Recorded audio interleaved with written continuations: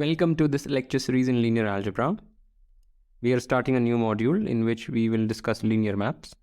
And in this lecture, we will define just what a linear map is and look at some examples.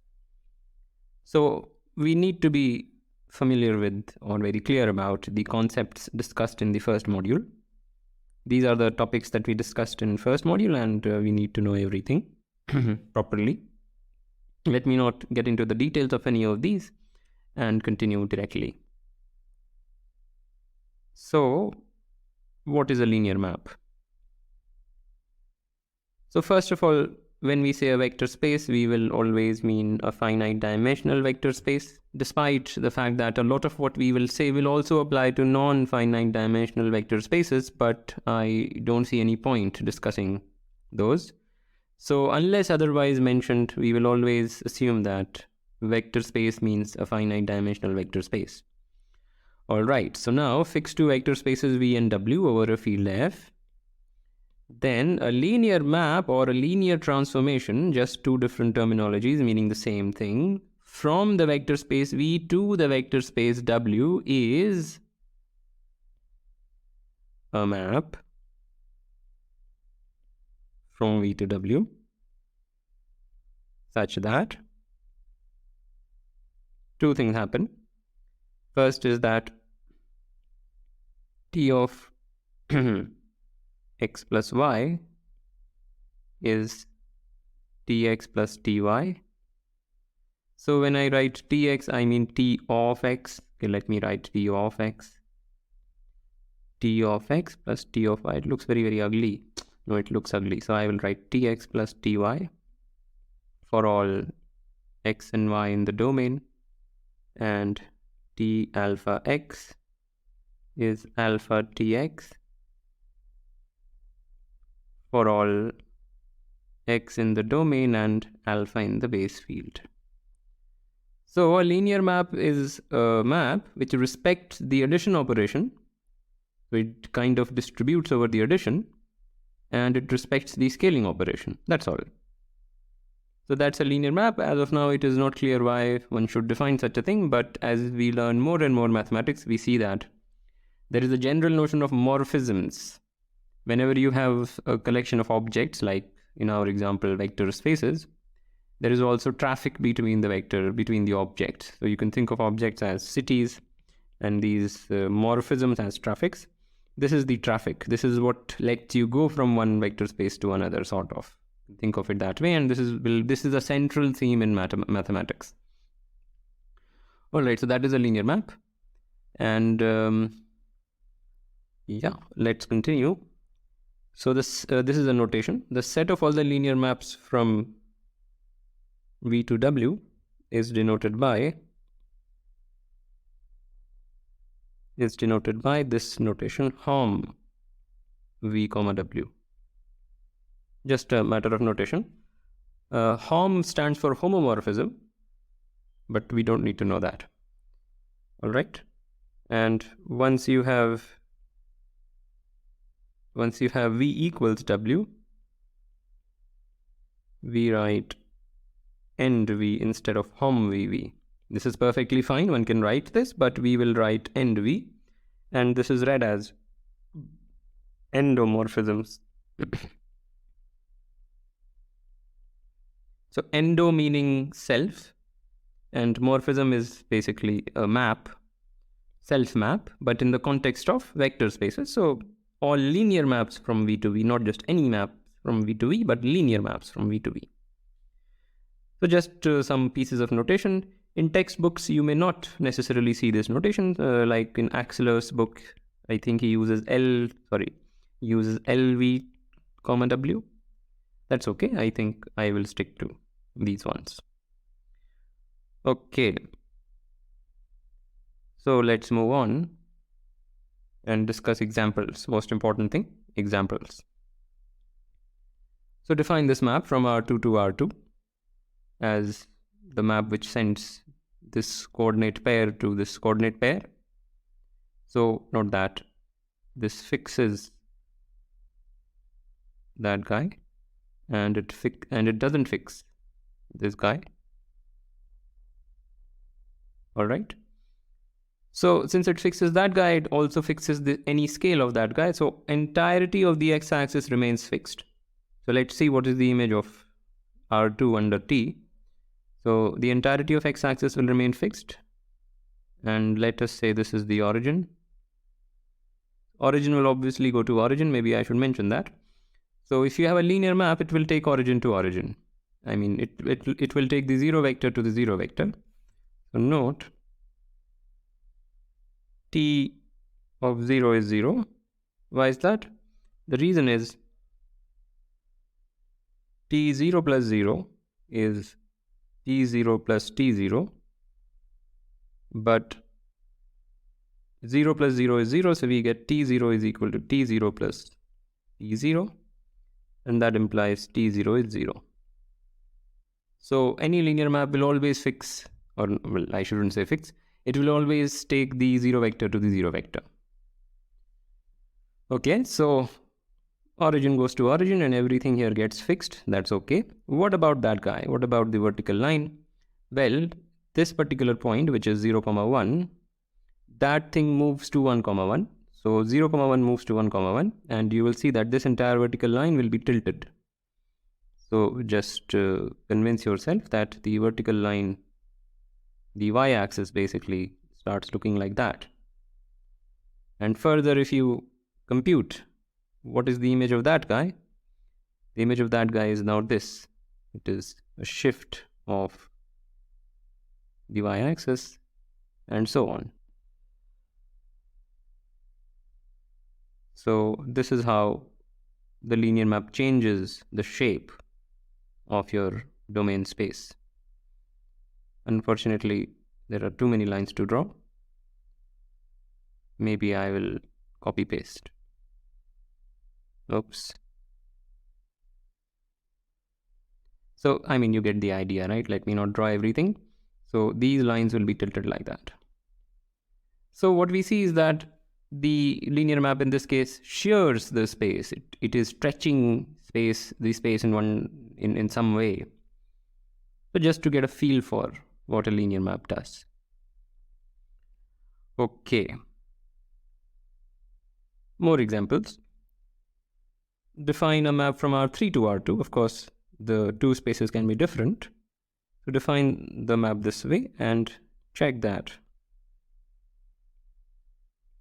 T is linear. Doing these simple exercises helps us understand, or rather digest a notion, become more comfortable with it. So that is a linear map. Now define something from R2 to R, both are of course vector spaces, as this Tx, y to x plus y plus 1. Now this is not a linear map. This is not linear. One way to see it is not linear is that it is not taking the 0 vector to the 0 vector. It is taking the 0 vector to 1, which is non-zero. So this is not a linear map. Also,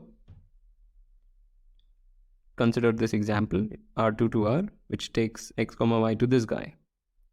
This takes the 0 vector to the 0 vector, but this is certainly not a linear map, and I leave that as an exercise to you. Not linear. Generally, quadratics will not be linear. So this is not a linear map. This is a nice example. Suppose we have two non-empty sets, one contained in the other, and fix some field f. Define the map T, which takes this from which has this vector space as its domain and that as its target. Define that as T of f. So let me just say f maps to f restricted to x. Let me explain a little bit. So what is it doing? It is taking a map so f is a map from, okay, let me draw it that way. So f is a map from y to the base field. Maybe I'll use phi because there are two f's. So let me use the symbol phi. So it is taking the map phi to this guy, to that thing. So phi restricted to x is basically the map which you get when you restrict phi to x. So you have a point in this space. Think of it as a point in y and apply phi. That's all. So that is phi restricted to x.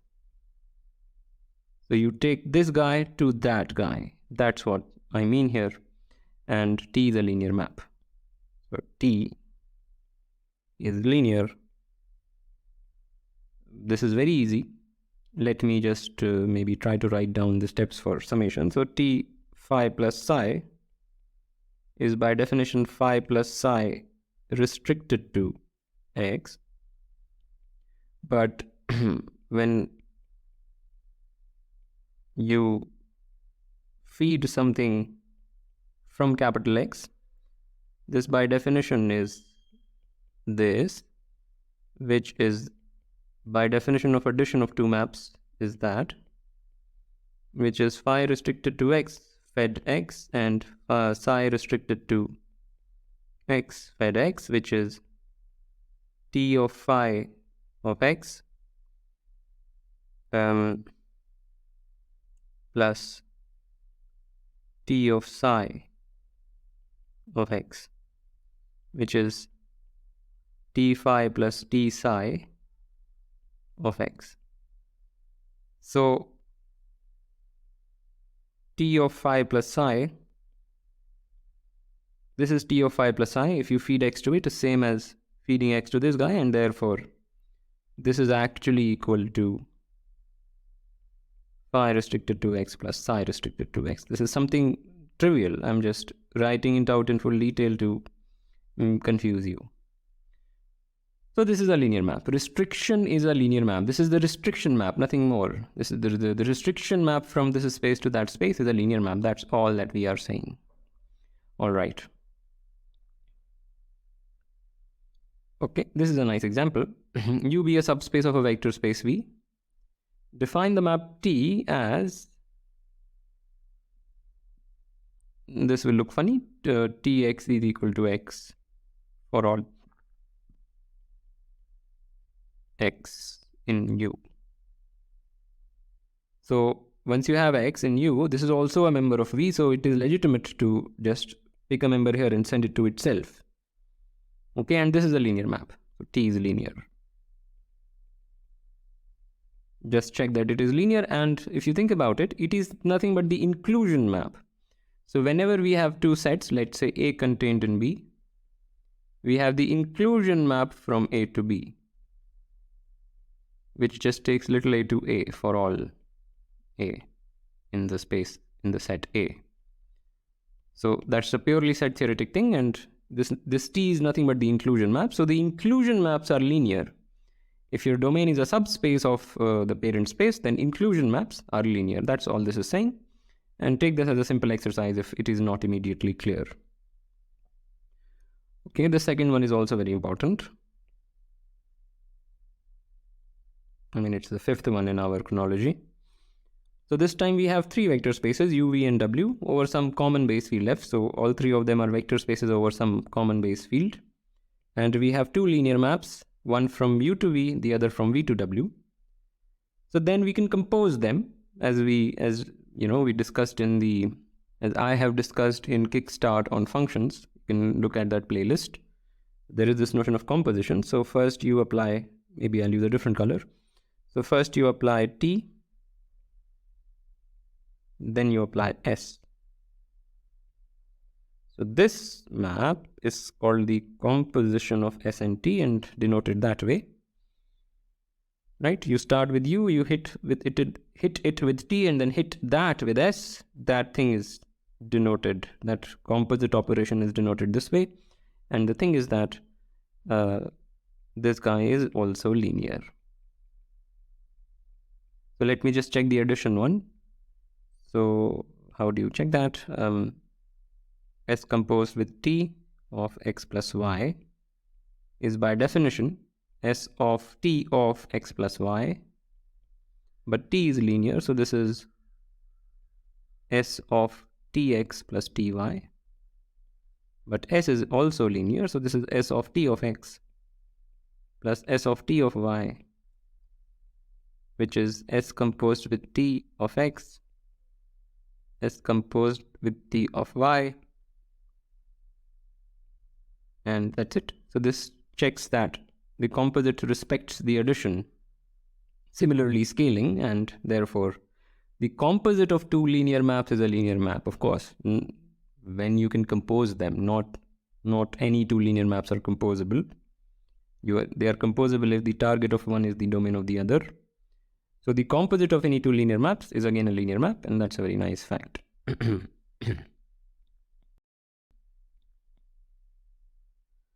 Okay, so here is the most general example. Given any two vector spaces, every linear map looks this way, the way we are going to describe. So fix two vector spaces, V and W, again, they are finite dimensional, as we mentioned. All vector spaces will be assumed to be finite dimensional unless otherwise mentioned. So these are finite dimensional vector spaces over some common base field F. Fix two bases. So let V1 up to Vm or V1 up to Vn be a basis of V and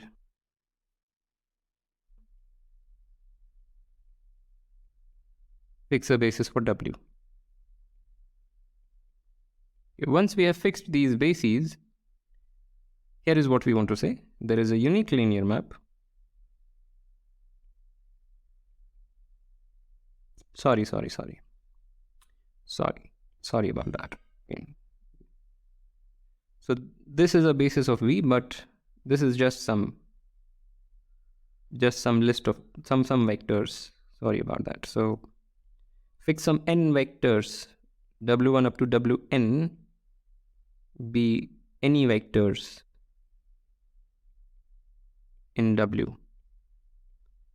Right, so we have a basis for V, but we have just chosen any vectors for W. So then what we want to say is that there is a unique linear map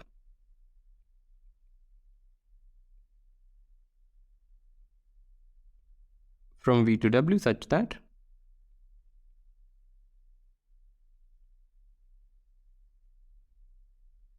okay. So once you have a choice of once you choose where to send the basis elements, you get one linear map. You get at least one linear map which respects that choice, and exactly one. Okay. So another way to say this thing in a diagrammatic fashion is, suppose we choose a map from choose any map from this set to that set, where of course this set is consisting of the basis vectors. What this map is corresponding to is basically FVI is WI. But in this diagrammatic thing, just choose any map from this set to that set. Then of course there is this inclusion map to V. And what we are saying is that there is a unique linear map T. There exists unique T linear which makes this diagram commute, meaning whether you go this way or you go that way, it's the same thing. So I've just repeated what I said here in a diagrammatic fashion. This may look contrived or convoluted first, but these diagrams really, really help. One should be comfortable with these diagrams. Commutativity just means that either you directly travel this way, meaning you have to respect the arrows. So from here you can take this arrow, or you can take this arrow and then that arrow and reach the same destination. There will be no conflict. These two paths will always reach the same destination. So Vi maps to Wi, and what we are saying is that there is a unique linear map T, which also maps to Wi under this composition. So why is that? Why is such a thing true? This is not a mystery, but we shall give it some time. Okay, so first we should prove existence. So to prove existence,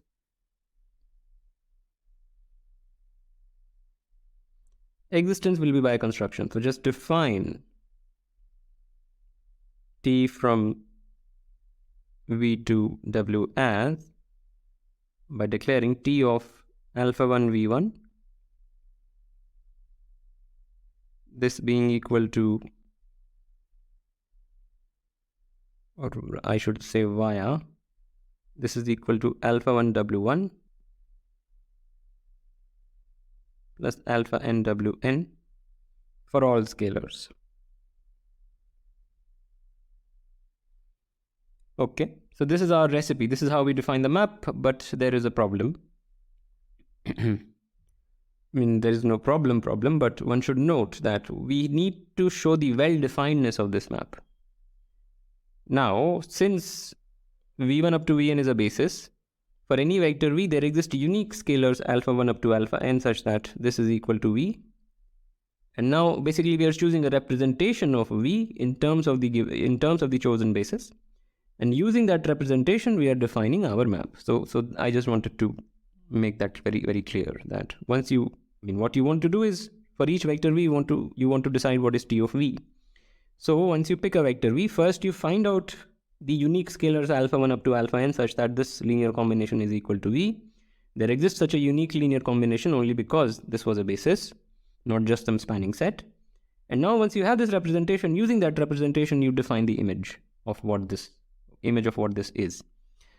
Okay, so this is a well-defined map, and now you just check that this is linear.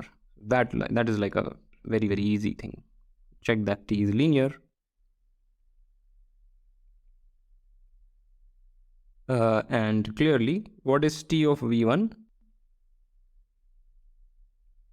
T of V1 is T of 1 times V1 plus 0 times V2 plus 0 times Vn, which is 1 times W1 plus 0 times W2 plus 0 times Wn, which is W1. So TV1 is W1 and similarly TVI is Wi, and therefore it does, this proves existence, that indeed there is at least one linear map which respects the image that we chose for each basis element. What about uniqueness? Okay, let's see. That's also very, very clear.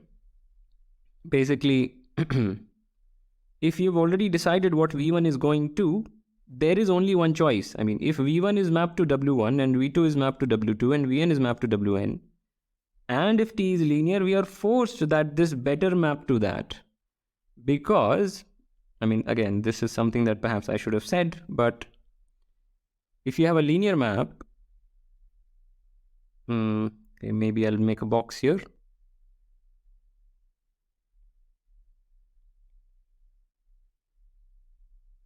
If T is linear, I'm saying something very, very general, then T of alpha 1 V1 plus ... and let me use x. Alpha 1 x1 plus ... alpha n xn is alpha 1 tx1 plus ... alpha n txn.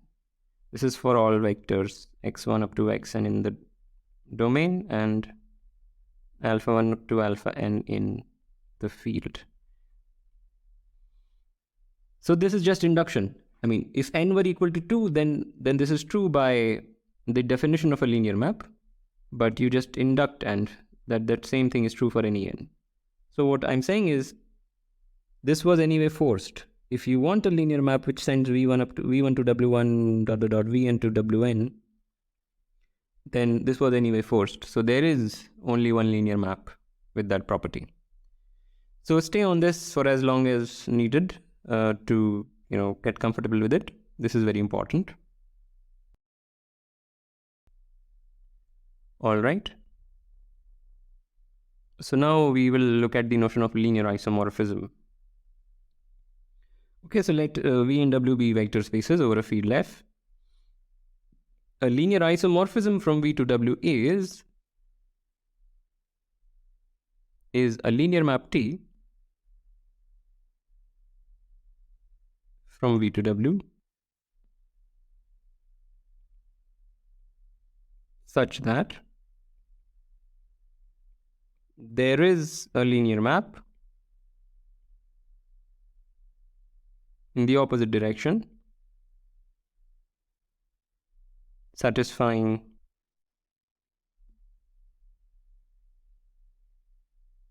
S composed with T is the identity on V, and T composed with S is the identity on W. So T goes from V to W and S goes from W to V. So we are insisting that this is identity, and S goes from W to V. T goes from V to W, and we are asking that this also be the identity. So if that happens, we say that T is a linear isomorphism. Okay. So it's unclear what we are trying to capture, but let me say a few more things. So first of all, note that a linear isomorphism is bijective. So note that any linear isomorphism is a bijective linear map. Why is it a bijection? Well, by definition, these two things force that it is a bijection. Okay. But here is the point. Any bijective linear map is a linear isomorphism. Any bijective linear map is a linear isomorphism. So bijective linear maps and linear isomorphisms are the same concept, even though I haven't defined it that way. I haven't defined, the way I defined a linear isomorphism is somewhat convoluted, but there is a reason behind it, why I did it that way, even though it could have been defined in a much simpler or apparently simpler way. Okay, let me just say one thing before I continue. A linear isomorphism is also called an invertible linear map. So this is also called invertible linear map. All right. Yeah. So we will look at the proof of this, but what is being captured here? What is a linear isomorphism trying to do? Linear isomorphism is just saying that the vector spaces V and W are same in some sense. The behavior of addition here is just carried forward to the behavior of addition there, and the behavior of scaling is also carried forward there in a way that does not lose any information. So T is in some sense just changing the names of V and making it look different, but the behavior amongst the elements of V is the same as the behavior amongst the images of the elements of V. So a linear isomorphism gives you a recipe to think of elements of V as elements of W. Okay. A linear map may be losing information, but a linear isomorphism preserves information. So information preserving linear maps are linear isomorphisms, if that makes sense. Okay, so why is it that any bijective linear map is a linear isomorphism? You pick a bijective linear map. So I'll just not write the full details, but here is the thing. So if T is a bijective linear map, so let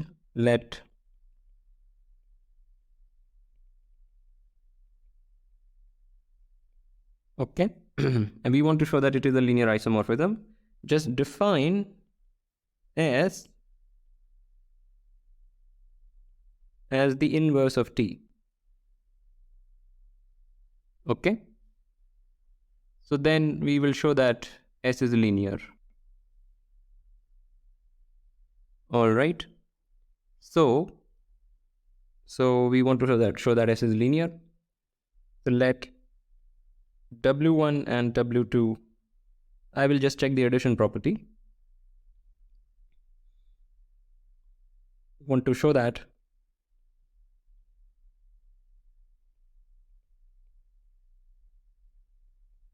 Okay. So since T is a bijective linear map, it is in particular surjective. So say TV1 is W1 and TV2 is W2. Then by the fact that T is linear, we have this is the case. And therefore V1 plus V2 is S W1 plus W2. Why is that? Because if T of something is something else, then S of something else is something. That's what it means for S to be T inverse. So we have that, and just simply because TV1 is W1, we have SW1 is V1. So V1 is SW1, and similarly V2 is SW2. So we do have the equation we wanted to show. And similarly, you can do the scaling version. So I did give full details. Yeah, so any bijective linear map is a linear isomorphism. And we discussed the philosophy behind isomorphisms. Okay, all of that is very important. And I think with this, I want to end this lecture. As usual, like, comment, share, subscribe, and I will see you next time.